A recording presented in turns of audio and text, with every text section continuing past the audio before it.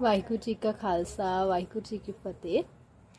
So students, today we are going to do the next topic, that is factors affecting absorption of gases by solids. बेटा ਕਿਹੜੇ factors ਆ ਜਿਹੜੇ absorption ਨੂੰ affect ਕਰਦੇ ਆ, ਕਿਉਂਕਿ ਅਸੀਂ ਪੜ੍ਹਿਆ ਹੈ ਕਿ ਸੋਲਿਡ ਦੀ ਸਰਫੇਸ ਤੇ ਗੈਸ ਦੇ ਮੋਲੀਕੂਲਸ absorb ਹੁੰਦੇ ਆ, ਹੈ ਨਾ. ਜਿਵੇਂ ਤੁਹਾਨੂੰ ਐਗਜ਼ਾਮਪਲ ਵੀ ਦਿੱਤੀ ਸੀ ਕਿ in case of hydrogenation of alkenes, है ना, असी सॉलिड कैटालिस्ट यूज़ करते हैं, चाहे निकल है, प्लैटिनम पैलेडियम है, तो हाइड्रोजन गैस के मॉलिक्यूल्स उसकी सरफेस से एडजॉर्ब होंगे. ठीक है. सो फर्स्ट पॉइंट है बेटा nature and surface area of adsorbent. अस किया होया कि जिन्ना ज़्यादा सरफेस एरिया होवे उन्नी ज़्यादा गैस जी एडजॉर्ब होंगी है. क्लीयर. सो चारकोल तो बेटा सिलिका जैल ये बेस्ट एडजॉर्बेंट्स है. क्यों? क्योंकि उन्होंने एक तो सरफेस एरिया बहुत है. सरफेस एरिया क्यों ज़्यादा? क्योंकि उन्होंने जी स्ट्रक्चर है that is highly porous. Clear. So next बेटा उन्होंने कहा कि सरफेस एरिया असी डिटरमिन नहीं कर सकते एडजॉर्बेंट का. इस करके असी इनू किस तरह एक्सप्रैस करते हैं कि 1 ग्राम एडजॉर्बेंट के उपर कितनी गैस एडजॉर्ब हुई. इस तरीके नाल असी दसदे हां एडजॉर्प्शन के रेट बारे कि 1 ग्राम एडजॉर्बेंट की सरफेस ते कितनी गैस एडजॉर्ब हुई. सो ये इनू असीं की बोलते हैं the surface area per gram of the adsorbent is called specific surface area. So specific surface area की है पर ग्राम एडजॉर्बेंट का सरफेस एरिया.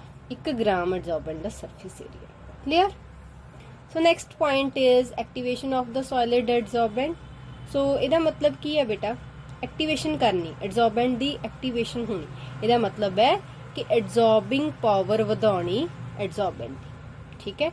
भी एडजॉर्बेंट ਜਿਹੜਾ ਉਹਦੀ ਸਾਡੇ ਕੋਲ एडजॉर्बिंग पावर ਜੇ ਵੱਧ ਜੇ ਉਹਨੂੰ ਅਸੀਂ ਬੋਲਦੇ एक्टिवेशन. सो एक्टिवेशन किस तरह कर सकते हैं? ਇਹਨੂੰ ਅਸੀਂ सरफेस एरिया ਜਿਹੜਾ एडजॉर्बेंट ਦਾ ਉਹ ਵਧਾ ਕੇ ਉਹਦੀ एक्टिवेशन ਕੀਤੀ ਜਾ ਸਕਦੀ है एडजॉर्बेंट ਦੀ. और क्योंकि असी उपर भी देखा है कि सरफेस एरिया जिन्ना ज़्यादा होगा उन्नी ज़्यादा एडजॉर्प्शन होएगी, है ना. हुण सरफेस एरिया किद्दां वधाउणा, इहदे की तरीके है. ये पार्ट है बेटा by making the surface of the adsorbent rough, for example by mechanical rubbing जां बाय कैमिकल एक्शन जां बाय इलैक्ट्रोप्लेटिंग. सो एडजॉर्बेंट दी सरफेस नूं रफ बना सकते हैं. उहदे नाल की होएगा सरफेस एरिया इनक्रीज कर जाएगा. सो अलग अलग तरीके ਜਾਂ ਤਾਂ ਸਿੰਪਲ ਰਬਿੰਗ ਦੇ ਨਾਲ ਜਾਂ ਕੋਈ ਕੈਮੀਕਲ ਐਕਸ਼ਨ ਉੱਤੇ ਕਰਵਾਇਆ ਜਾਏ ਜਾਂ ਫਿਰ ਇਲੈਕਟ੍ਰੋਪਲੇਟਿੰਗ ਕਰਵਾਈ ਜਾਏ ਜਿਵੇਂ ਤੁਸੀਂ 10th ਕਲਾਸ ਕੀਤਾ ਸੀ. ਕਲੀਅਰ.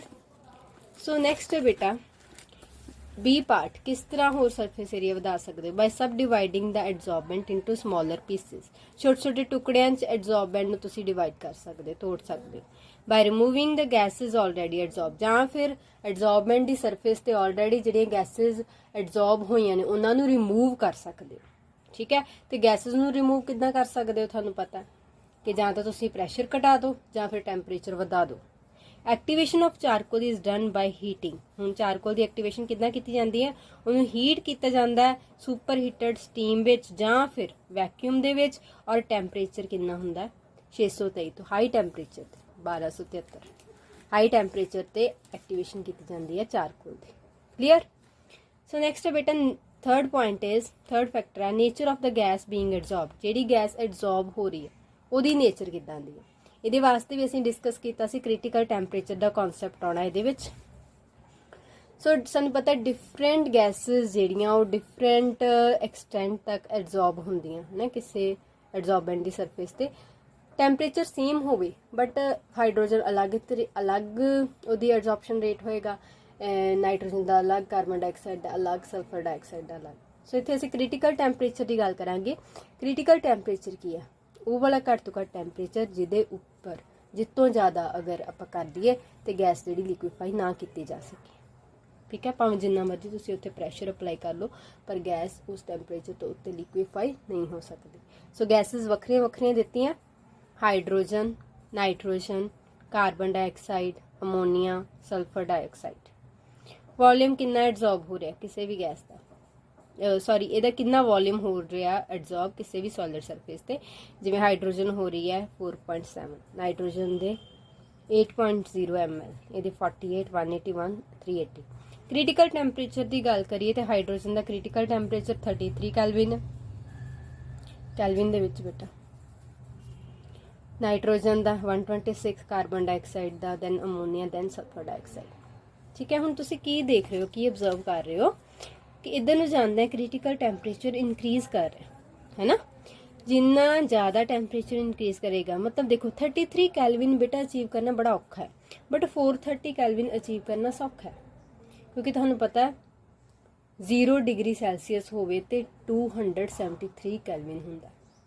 माइनस सैल्सीयस दे विच माइनस च टैंपरेचर हो जाए ना, मतलब 0 तो थल्ले, फिर जाके टैंपरेचर तुहाडे को अचीव होने किते जाके। सो ये टैंपरेचर अचीव करना सौखा है, फिर ये इस तो औखा, इस तो औखा, इस तो औखा, सब तो औखा है। सो इधर बेटा क्रिटिकल टैंपरेचर इंक्रीज कर रहा है। जिन्ना ज़्यादा क्रिटिकल टैंपरेचर होएगा उन्नी जल्दी जी लिक्विफैक्शन है गैस की हो सकती है, तो जिन्नी ईज ऑफ लिक्विफैक्शन इंक्रीज करेगी उन्ना ही एडजॉर्प्शन रेट इंक्रीज करेगा। क्लीयर। सो उपरले डाटा दे विचों सब तो ज़्यादा जो क्रिटिकल टैंपरेचर है सल्फर डाइऑक्साइड का, और इसका वॉल्यूम एडजॉर्ब भी तुसीं देख रहे हो ज़्यादा। ठीक है, देखो ना बेटा, जिन्ना हाई होएगा क्रिटिकल टैंपरेचर उन्ना ज़्यादा इंटरमोलिकुलर फोर्सेस ऑफ अट्रैक्शन होंगे।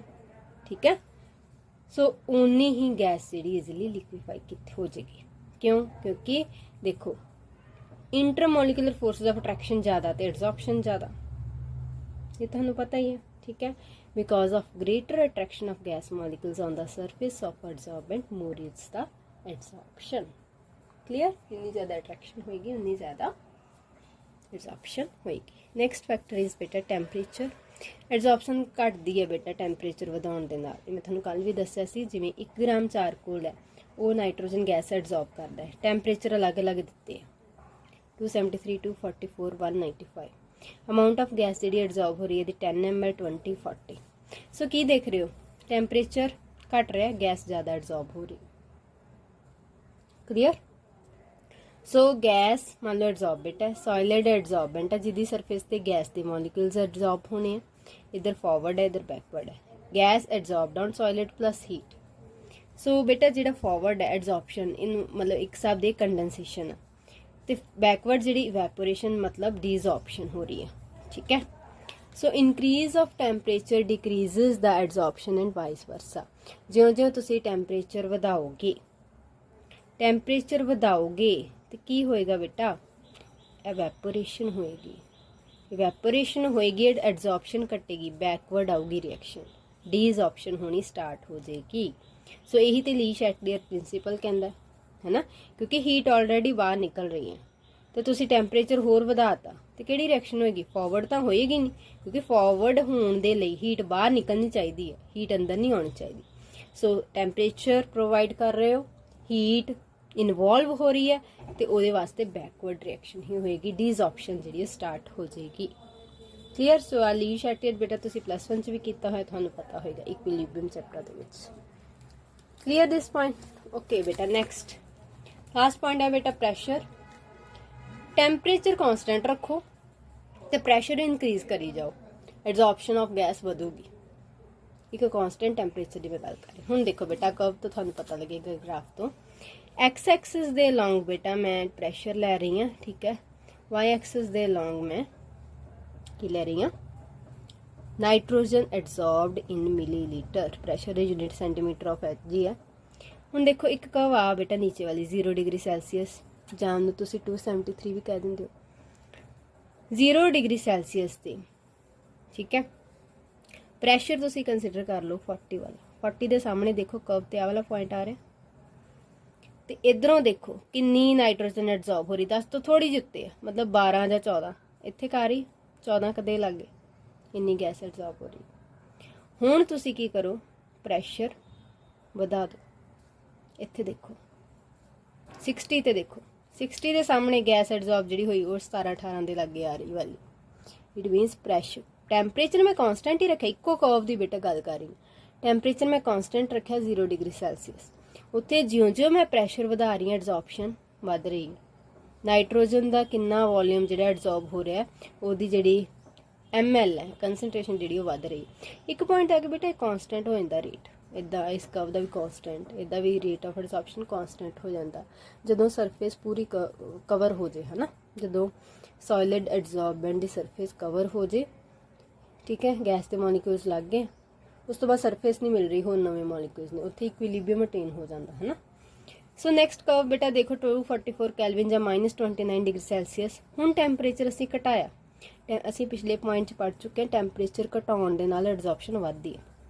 ਸੋ 40 ਪ੍ਰੈਸ਼ਰ ਹੈ, ਟੈਂਪਰੇਚਰ ਵਧਾਇਆ ਕਿ ਤੁਹਾਨੂੰ ਦੋਨਾਂ ਚੀਜ਼ਾਂ ਪਤਾ ਲੱਗ ਰਹੀਆਂ ਕਿ ਟੈਂਪਰੇਚਰ ਘਟਾਉਣ ਦੇ ਨਾਲ ਐਡਜ਼ੌਰਪਸ਼ਨ ਵੱਧ ਰਹੀ ਹੈ। ਦੂਜੀ ਚੀਜ਼ ਪ੍ਰੈਸ਼ਰ ਵਧਾਉਣ ਦੇ ਨਾਲ ਕਿਸੇ ਪਰਟੀਕੂਲਰ ਟੈਂਪਰੇਚਰ ਤੇ ਕਿਸੇ ਕੌਂਸਟੈਂਟ ਟੈਂਪਰੇਚਰ ਦੀ ਕਰਵ ਦੇ ਉੱਤੇ ਐਡਜ਼ੌਰਪਸ਼ਨ ਵੱਧ ਰਹੀ ਹੈ ਪ੍ਰੈਸ਼ਰ ਵਧਾਉਣ ਨਾਲ।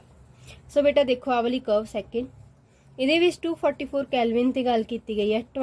40 ਦੇ ਸਾਹਮਣੇ 20 ml ਜਿਹੜੀ ਐਡਜ਼ੌਰਬ ਹੋ ਰਹੀ ਹੈ ਨਾਈਟ੍ਰੋਜਨ, बट अगर असी 0 डिग्री सैल्सीअस की गल करिए तो 40 के सामने 14 हो रही सी। ठीक है, सो नैक्सट पॉइंट बेटा ज्यों ही होर प्रैशर वधाओगे 60 के सामने 25 के करीब 25 ml के करीब मतलब एडजॉर्प्शन वध गई। नैक्सट फिर एक कर्व इस तरह बेटा दसी हुई है। हुण देखो आ वाली कर्व देखो 83 कैलविन या -190 डिग्री सैल्सीअस, टैंपरेचर बहुत घटाता, बिल्कुल शार्प इनक्रीज कर रहा है रेट ऑफ एडजॉर्प्शन। प्रैशर बेशक घट है बट टैंपरेचर भी घट है तो उत्थे एडजॉर्प्शन बिल्कुल एकदम इनक्रीज कर रहा है। सो बेटा एक चीज़ याद रखनी, जो तुसी प्रैशर की गल कर रहे हैं उदों तुसी जदों तुसी कहोगे कि भी प्रैशर वधाउण नाल एडजॉर्प्शन वधदी है, उत्थे तुसी एक वर्ड जरूर लिखना कि टैंपरेचर कॉन्सटेंट होवे। ये नहीं कि अज मैं नाइट्रोजन की एडजॉर्प्शन करा रही हूँ on the surface of some solid charcoal, ठीक है, या फाइनली डिवाइडेड चारकोल, तो उत्थे मैं कह रही हाँ कि नाइट्रोजन 40 ml एडजॉर्ब हो रही है। अज का टैंपरेचर मेरे को मान लो कि 35 डिग्री सैल्सीअस है, तो कल मान लो बारिश हो जाती है, कल टैंपरेचर 25 डिग्री सैल्सीअस से चल जाता, तो मैं फिर एडजॉर्प्शन करा रही हूँ उस ही प्रैशर से, तो मैं कहूँगी जी ये की हो गया, एडजॉर्प्शन तो वध गई, बट ये गलत है क्योंकि टैंपरेचर वेरी कर गया। टैंपरेचर कॉन्सटेंट रखना, प्रैशर वधाउणा, उहदे नाल तुहाडे कोल results way आउणगे। Clear beta? So this was all about today's lecture. Prepare these notes on your notebooks and also understand these concepts clearly. Thank you beta.